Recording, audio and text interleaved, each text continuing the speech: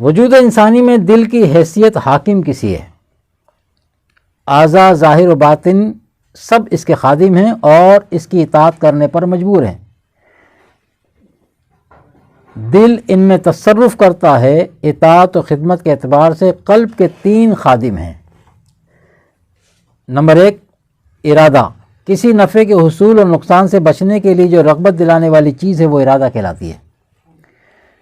Number 2، قدرت، حصول مقصد کے لیے جو طاقت اعضاء میں پھیلی ہوئی اور جو اعضاء کو حرکت دیتی ہے وہ قدرت ہے۔ نمبر 3، علم و ادراک، یہ اشیاء کی پہچان سے متعلق جاسوسی کی قوت ہے۔ یہ دیکھنے، سونگھنے، سننے، چکھنے اور چھونے کی قوت ہے۔ اس طرح باطنی قوتیں خیال، فکر، ذکر اور حفظ بھی قلب کے ماتحت آئی ہیں۔ انسان میں لطیفہ قلب کی حیثیت بادشاہ کی ہے اور سارا بدن اس کی سلطنت ہے۔ اس لیے دل شخصیت انسانی پر اپنی مرضی مسلط کرتا ہے۔ عقل و فکر کی قوتیں بھی دل کے سامنے مغلوب ہیں۔ اسی طرح انسان کا کردار، عادات اور رویے دل کے ہی زیر اثر اپنا رخ متعین کرتے ہیں۔ اللہ تبارک و تعالیٰ نے جیسا قرآن مجید میں ارشاد فرمایا سورہ بقرہ میں پارہ نمبر 1 آیت نمبر 7 میں فرمایا کہ اللہ تعالیٰ نے ان کے دلوں پر اور ان کے کانوں پر مہر لگا دی اور ان کی آنکھوں پر پردہ ڈال دیا ہے۔ یعنی جب دل بند کر دیا گیا تو پھر باقی اعضاء بھی دل کے زیر اثر بیکار ہو گئے۔ یعنی اس میں ترتیب رکھی اللہ تعالیٰ نے قرآن مجید کی آیت میں فرمایا ختم اللہ علی قلوبہم، تو پہلے آنکھ یا کان کا ذکر نہیں کیا، زبان کا ذکر نہیں کیا، ختم اللہ علی قلوبہم، اللہ تعالیٰ نے ان کے دلوں پر مہر لگا دی ہے۔ اور جب دل بند ہو گیا تو پھر باقی تو اس کی رعایا ہیں۔ تو فرمایا کہ اللہ تعالیٰ کے دلوں پر اور ان کے کانوں پر مہر لگا دی اور ان کی آنکھوں پر پردہ ڈال دیا ہے۔ یعنی جب دل بند کر دیا گیا تو پھر باقی اعضاء بھی دل کے زیر اثر بیکار ہو گئے۔ اس صورتحال کو اس طرح بیان کیا گیا، فرمایا کہ پس بے شک ان کی آنکھیں اندھی نہیں ہوتی بلکہ دل اندھے ہوتے ہیں جو ان کے سینوں میں ہیں۔ سورہ حج کے اندر اللہ تعالیٰ نے اس طرح اشارہ دیا، فرمایا کہ پس بے شک ان کی آنکھیں اندھی نہیں ہوتی بلکہ دل اندھے ہوتے ہیں جو ان کے سینوں میں ہیں۔ حصول ہدایت کے لیے ظاہری آنکھیں رہنما نہیں بن سکتی، ان کی بینائی بے حیثیت ہے۔ یعنی دل کے اندھے پن نے ان لوگوں پر ہدایت کے سب دروازے بند کر دیے ہیں۔ دل کی خرابی کی صورت میں ظاہر اعضاء کا دیکھنا، سننا، سمجھنا، بولنا، چلنا پھرنا وغیرہ کوئی حیثیت و اہمیت نہیں رکھتا۔ اسی طرح دل کے فساد زدہ ہونے کی صورت میں اعمال صالحہ بھی اللہ تعالیٰ کے نزدیک کمی اخلاص کی وجہ سے بے وقت ہو جاتے ہیں۔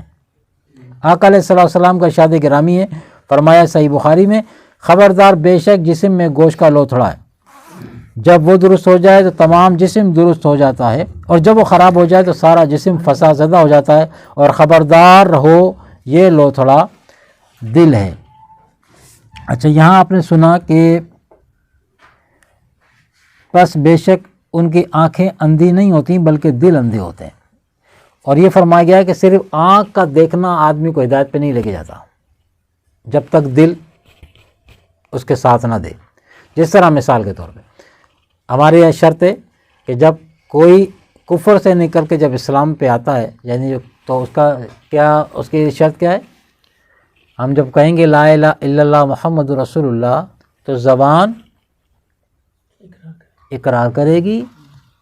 اب صرف زبان کا اقرار نہیں، زبان اقرار اس حال میں کر رہی ہو کہ دل اس کی تصدیق کرتا ہو، دل اس کی تصدیق کرتا۔ اچھا، اب زبان کا معاملہ تو پبلک کے سامنے ہوگا، ظاہری ایمان کے حوالے سے زبان کا معاملہ تو پبلک کے سامنے ہوگا۔ کوئی ہمارے سامنے کلمہ پڑھے میں مسلمان ہو گیا ہوں بھائی، تو ہمیں یقین کرنا پڑے گا۔ اور آگے جو کہا گیا کہ دل اس کی تصدیق کرتا ہو، جو زبان سے کہہ رہا ہے دل اس کی تصدیق مانے گواہی دے رہا ہو کہ یہ جو کہہ رہا صحیح کہہ رہا۔ اب دل پر نگاہ کس کی ہے؟ اور دلی کیفیت سے کون آگاہ ہے؟ وہ پروردگار عالم ہے۔ تو یعنی تم اگر کوئی بندہ دھوکہ دینا چاہے تو وہ مخلوق کو تو دھوکہ دے سکتا ہے، مگر وہ جس کے زبان سے جس کے ایک ہونے کا اقرار کر رہا ہے، اگر دھوکہ دینے کے لیے کر رہا ہے تو اس کو دھوکہ نہیں دے سکتا۔ تو پروردگار عالم نے ہمیں اس طرف یہ اشارہ دیا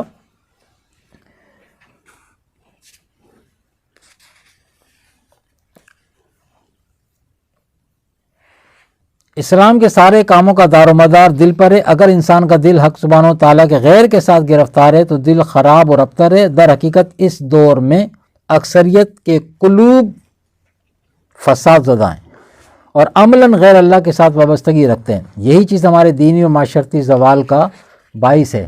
صرف ظاہری اعمال اور رسمی عبادتوں سے کام مکمل نہیں بن سکتا، جیسا کہ ہماری عبادات گزار افراد بھی روح اسلام سے بہت دور ہیں۔ انسان کی اصلاح کے لیے دونوں چیزوں کو پکڑنا لازمی ہے، یعنی دل کو غیر حق تعالیٰ کی طرف متوجہ ہونے سے محفوظ رکھنا اور اعمال صالحہ شرعیہ کی بجاوری۔ اعمال صالحہ کے بغیر سلامتی دل کا دعویٰ باطل ہے، اسی طرح سلامتی قلب کے بغیر اعمال صالحہ سے کچھ حاصل نہیں ہوتا۔ حضرت کعب بن اخبار رضی اللہ تعالیٰ عنہ نے عائشہ صدیقہ رضی اللہ تعالیٰ عنہا کی خدمت میں عرض کیا، انسان میں آنکھیں رہبر، کان محافظ، زبان ترجمان، ہاتھ لشکر، پاؤں قاصد اور قلب بادشاہ ہے۔ تو جب بادشاہ اچھا ہوگا تو فرمایا کہ اس کے رعایا بھی اچھی ہوگی۔ حضرت عائشہ صدیقہ رضی اللہ تعالیٰ عنہ نے فرمایا، میں نے آپ صلی اللہ علیہ وسلم سے ایسا ہی سنا ہے۔ حضرت علی نے بھی فرمایا، زمین میں خدا کے برتن انسان کے دل ہیں۔ خدا کے برتن قلوب ہیں، ان میں زیادہ محبوب وہ ہے جو مومن کے لیے نرم، یقین میں صاف اور دین میں سخت ہو۔ اللہ کے نزدیک ان میں زیادہ محبوب وہ ہے جو مومن کے لیے نرم، اپنے مسلمان بھائی کے لیے وہ نرم، یقین میں صاف، اللہ پر یقین کے معاملے میں کوئی دوسری رائے نہیں، بالکل پرفیکٹ، اور دین کے معاملے میں وہ سخت ہو، اس میں کوئی دوسری بات نہیں ہوگی۔ حضرت زید بن اسلم فرماتے ہیں کہ قلب مومن لوح محفوظ کی طرح ہے۔ حضرت سال تستری رحمۃ اللہ فرماتے ہیں کہ قلب اور صدر کی مثال عرش و کرسی کی طرح ہے۔ فساد قلب سے مراد دل کا قلبی امراض مبتلا ہونا ہے۔ سب سے بڑی مرض قلبی دل کا غیر خدا کے ساتھ گرفتار اور مشغول ہونا ہے، بلکہ غیر حق کے ساتھ گرفتاری اپنی ذات کے ساتھ گرفتاری ہے، کیونکہ ہر شخص جو کچھ چاہتا ہے اپنی ذات کے لیے ہی چاہتا ہے۔ اگر اولاد، مال و دولت، جاہ و منصب اور شان و شوکت کی محبت ہے تو وہ بھی اپنی ذات کے لیے ہی ہے۔ در حقیقت ایسے شخص کا معبود اس کی خواہشات ہیں۔ جب تک ان خواہشات سے قلب پاک نہیں ہوگا، نجات کی امید بہت دور کی بات ہے۔ اگر قلب شیطان کا مسکن بنا ہوا اور شیطانی وسوسوں اور خواہشات رذیلہ سے بھرا ہوا تو وہ قلب رب کریم کی جلوہ گری کے لیے بالکل بند ہے۔ قلب کسی ایک کے لیے ہی مسکن ہو سکتا ہے، اور بندے کی مرضی ہے کہ اس قلب کو اللہ رب العزت کے انوارات سے بھرے یا شیطان لعین کے وساوس سے۔ بڑی عجیب بات ہے کہ قلب میں شیطان کا قبضہ ہو اور بندہ زبان سے توحید خالص کا دعوے دار بنا ہو۔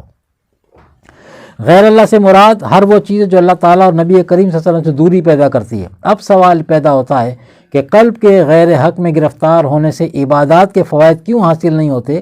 جب کوئی شخص کسی دنیاوی مرض مبتلا ہوتا ہے تو اس کو غذا بھی فائدہ نہیں دیتی۔ بیماری میں موجودگی میں مرغن اور اچھی غذائیں بیماری کو اور بڑھا دیتی ہیں، لہٰذا ڈاکٹر اور طبیب پہلے بیماری کا علاج کرتے ہیں، پھر آہستہ آہستہ مناسب غذاؤں سے مریض کو اصلی قوت اور طاقت کی طرف لاتے ہیں۔ بالکل اسی طرح جب انسان کے اندر قلبی مرض موجود ہے، چنانچہ فرمایا فی قلوبہم مرض، ان کے دلوں میں بیماری ہے، ان کے دلوں میں مرض ہے۔ اس کی صورت پہلے فرمایا کہ پہلے اولیاء کرام قلبی بیماری کا علاج کرتے ہیں۔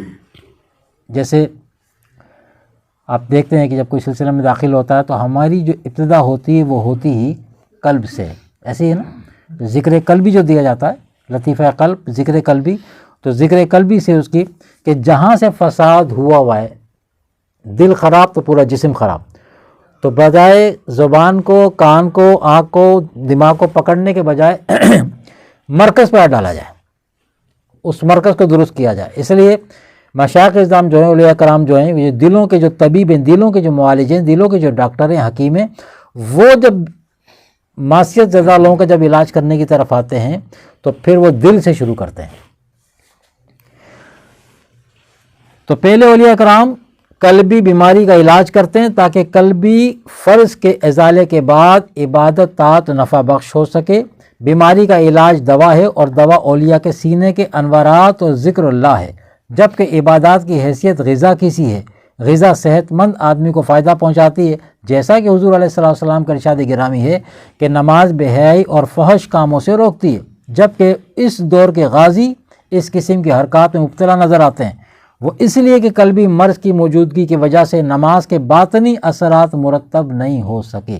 ہم نمازیں پڑھ رہے ہیں، 5 نہیں 6 وقت کی نماز پڑھ رہے ہوتے ہیں، اس کے باوجود ہماری حالت تبدیل نہیں ہوتی۔ اس کی وجہ یہی ہے کہ ہم نے ظاہراً صورتاً ہم نے نماز کو اپنایا ہوا ہے، اور باطناً جو نماز کا مقصود ہے ادھر سے ہم نے آنکھیں بند کی ہوئی ہیں کہ نماز ہم سے پڑھوائی کیوں جا رہی ہے، ہم پڑھ کیوں رہے ہیں۔ تو آقا علیہ السلام نے جو فرمایا کہ نماز تو بے حیائی بے کاموں سے روکتی ہے، جبکہ فرمایا کہ اس دور کے بڑے بڑے عابد جو اپنے آپ کو عبادت گزار سمجھتے ہیں، غازی سمجھتے ہیں، اس حوالے سے فرمایا کہ وہ اس قسم کی بیہودہ حرکات و سکنات میں نظر آتے ہیں نماز پڑھنے کے باوجود، وہ اس لیے کہ قلبی مرض کی موجودگی کی وجہ سے نماز کے باطنی اثرات مرتب نہیں ہو سکے۔